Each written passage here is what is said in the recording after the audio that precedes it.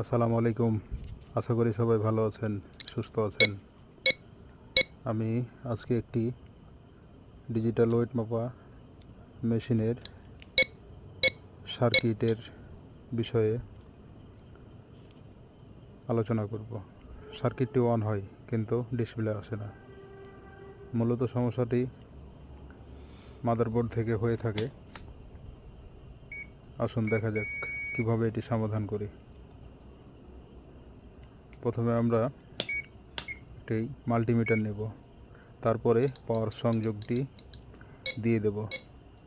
এবার মাল্টিমিটার দিয়ে আউটপুট ভোল্টেজটি চেক দেব, যেটা ডিসপ্লেতে গিয়েছে।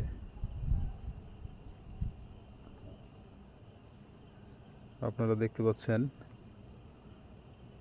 ইনপুট ভোল্টেজ ঠিক আছে, আউটপুট ভোল্টেজ ঠিক নাই।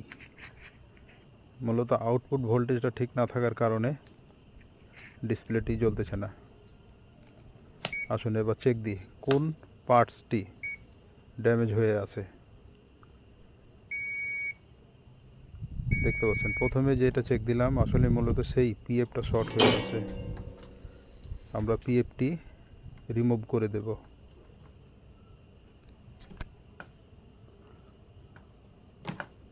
পিএফটি রিমুভ করে দিলাম, আবার পুনরায় পাওয়ার সংযোগ দেব, দেখা যাক কি হয়। হ্যাঁ, দেখতে পাচ্ছেন ডিসপ্লে চলে আসছে। ধন্যবাদ সবাইকে। ভালো লাগলে পাশে থাকবেন।